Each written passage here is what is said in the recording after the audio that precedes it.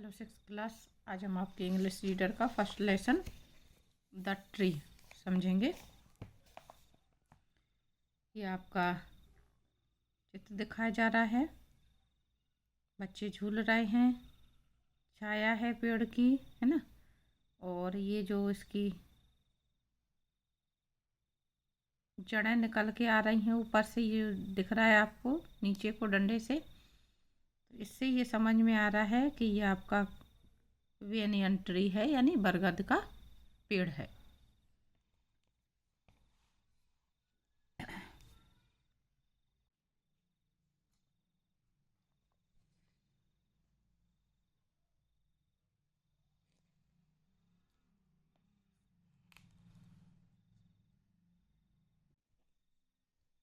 I have a green tree to shade me from the sun. Under it I often sit when all my work is done.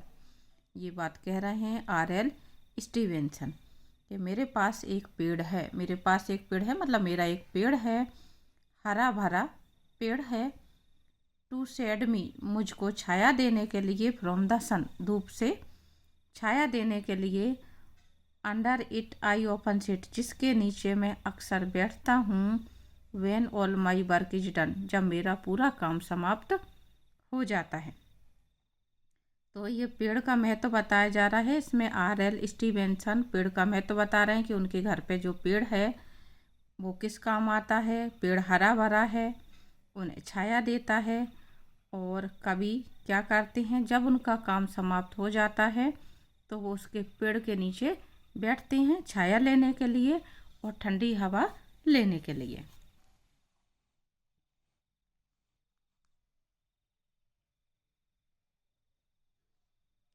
The big banyan tree in our village is 50 years old, says grandma. दादी माँ कहती हैं, the big banyan कहते हैं बरगद के पेड़ को। हमारे गांव में जो बरगद का पेड़ है वो 50 साल पुराना है। बिग यानी बड़ा, विलेज यानी गांव, 50 यानी 50 और ईयर्स यानी वर्ष या साल। तो दादी माँ कहती हैं कि हमारे गांव में जो बरगद का पेड़ है वह कितने साल पुराना है, 50 साल पुराना है। It stays day and night in the sun and rain, और वह दिन रात धूप में और बरसात में खड़ा रहता है। स्टे यानी खड़ा रहना, डे यानी दिन, नाइट यानी रात, और सन यानी सूरज होता है, वैसे धूप के लिए भी यूज करते हैं तो धूप में, और रेन यानी बारिश यानी बरसात में। कैसा भी मौसम हो वो पेड़ खड़ा रहता है, यानी धूप की गर्मी, ठीक है, बरसात का गीलापन, सब कुछ सहन करता है पेड़। The tree grew out of a little seed buried deep in the soil. पेड़ कैसे उगता है? पेड़ एक छोटे से बीज से, ग्रू यानी उगना, उगता है, जो कि मिट्टी में गहराई में सोया रहता है, यानी गड़ा होता है। बरीड यानी मिट्टी में दबा होना, डीप यानी गहरा, और सॉइल यानी मिट्टी। पेड़ कैसे उगता है या पेड़ कैसे बनता है? जो बीज पेड़ का होता है वो मिट्टी में नीचे गहराई में दबा होता है। When the rain fell, जब बारिश होती है, इस पर बारिश की बूंदें गिरती हैं। The seed woke up from its sleep, बीज, सीड यानी बीज, बीज अपनी नींद से जागता है।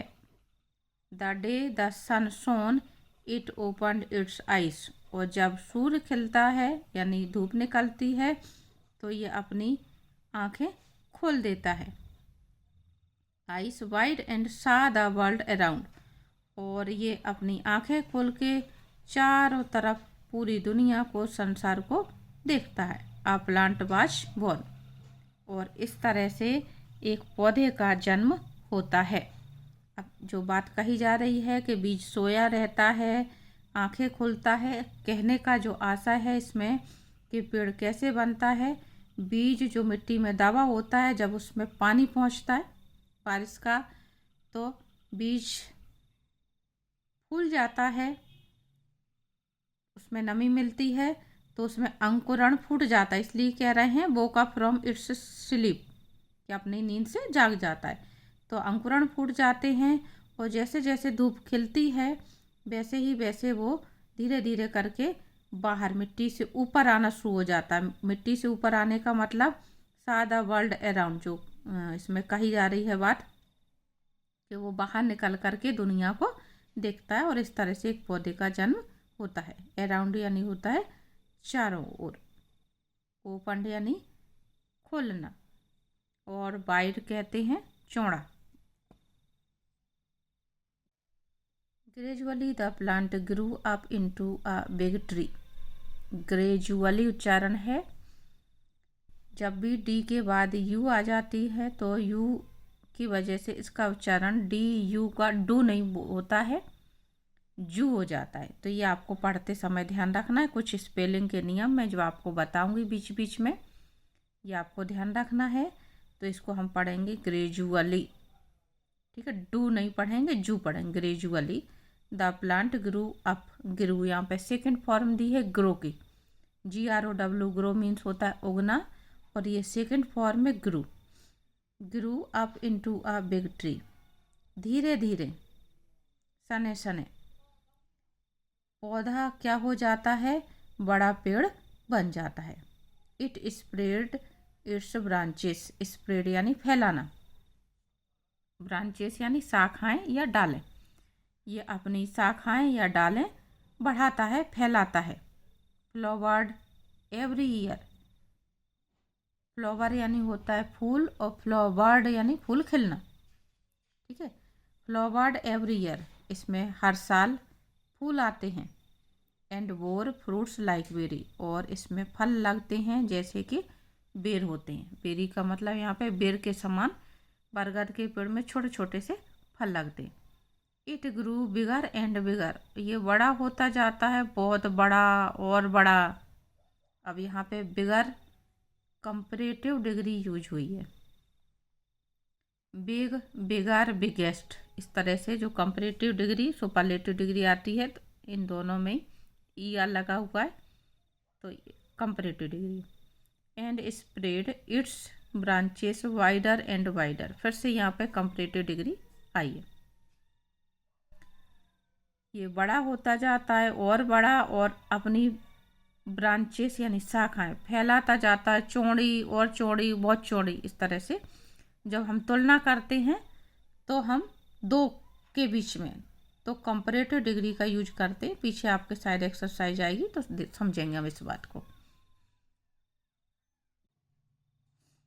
यहाँ आगे बढ़ने से पहले मैं आपको एक सूचना दे दूँ, कुछ बच्चों को दिक्कत पड़ रही है बराबर वीडियो ढूंढने में।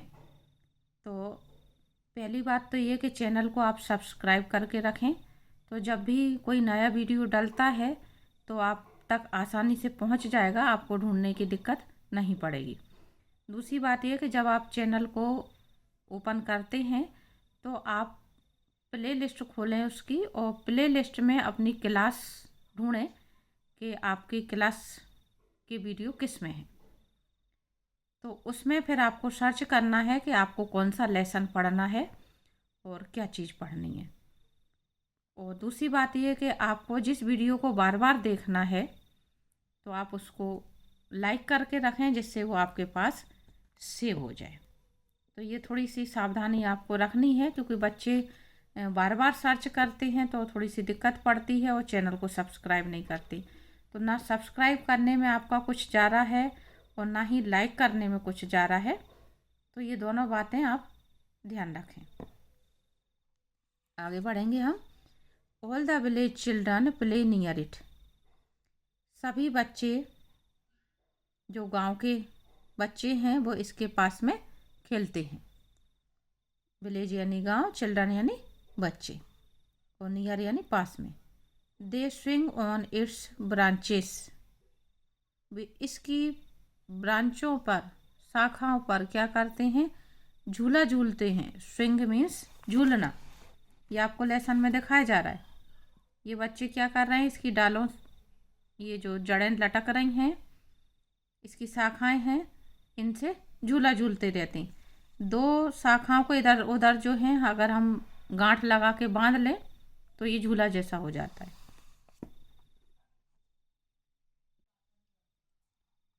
एंड हैव फन, और मज़े करते हैं। Sometimes when they get tired they sleep under its shade. कभी कभी जब वो थक जाते हैं, गेट टायर्ड यानी थकना, दे स्लीप, स्लीप यानी सोना, वो अंडर यानी नीचे, शेड यानी छाया। कभी कभी जब बच्चे खेलते खेलते थक जाते हैं तो वो क्या करते हैं, पेड़ के नीचे ही, वृक्ष के नीचे सो जाते हैं। In the afternoons passer by sit under the tree. दोपहर के समय जो राहगीर हैं वो क्या करते हैं, इसके पेड़ के नीचे बैठते हैं। They rest for some time and move on. कुछ देर आराम करते हैं और फिर वहाँ से चले जाते हैं।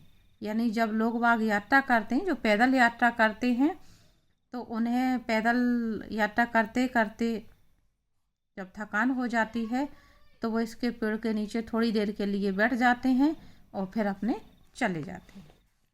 The tree is a home for many birds, small animals and insects. ऐसा नहीं है कि वृक्ष सिर्फ बच्चों के काम के हैं या लोगों के काम के हैं। यहाँ पे ये बताया जा रहा है कि वृक्ष सभी को शरण देते हैं। वृक्ष और किस किस का घर है, अ होम, होम मीन्स घर, फॉर अ मैनी बर्ड्स, जो बरगद का पेड़ है या कहें कोई सा भी वृक्ष है, वो बहुत सारे पक्षियों का भी घर होता है। स्मॉल एनिमल्स का भी घर होता है, छोटे जो जानवर होते हैं जैसे गिलहरी वगैरह, ठीक है। एंड इंसेक्ट्स, और इसके अलावा कुछ जो कीड़े मकोड़े होते हैं उनका भी घर होता है। लाइक स्पैरोस, यहाँ पे बताया जा रहा कौन कौन का घर होता है ये। जैसे कि स्पैरो, हमारे घरों में जो चिड़ियाँ रहती हैं, गौरैया कहते हैं जिनको, स्पैरोस, उनका घर होता है। पैरट्स, तोता, पिजन, कबूतर, क्रोस, कौआ, स्क्विरल्स, गिलहरी, एंड आंट्स यानी चींटियाँ। तो यहाँ पे जो बात कही जा रही है वर्ड्स, तो स्पैरो, पैरट्स, पिजन, क्रोस, ये आपके वर्ड्स हो गई, ये आपकी स्मॉल एनिमल हो गई, और ये इंसेक्ट, इंसेक्ट कहते हैं कीड़े मकोड़े।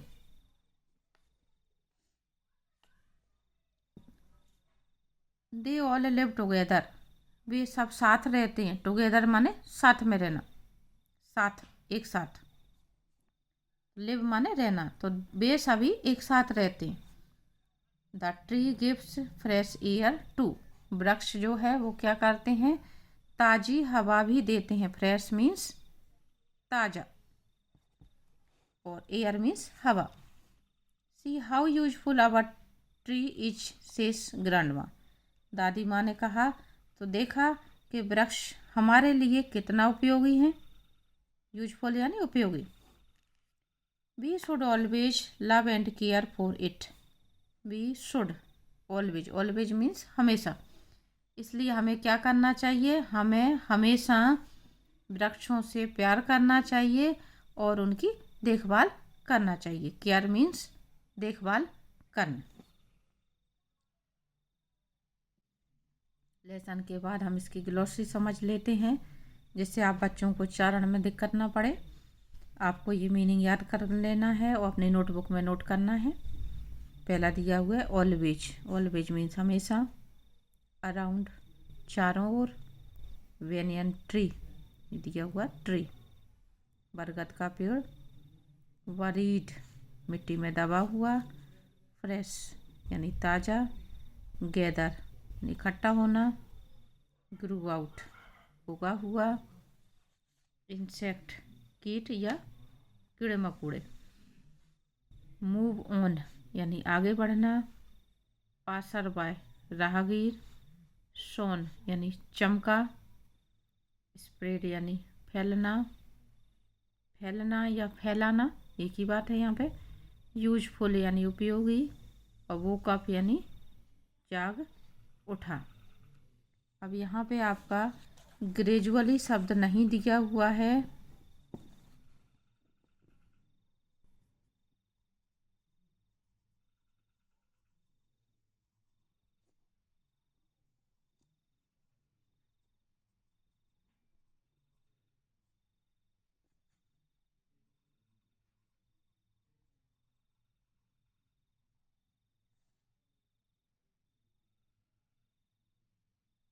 ग्रेजुअली मीन्स धीरे धीरे। मैंने अधिकतर शब्द आपको मीनिंग उसमें बता दिए हैं, और कोई शब्द अगर आपको ऐसा कठिन लगता हो वर्ड, तो आप वीडियो को देखें सावधानी से और मीनिंग नोट कर लें। तो उम्मीद करती हूँ इतना आपको समझ में आ गया होगा।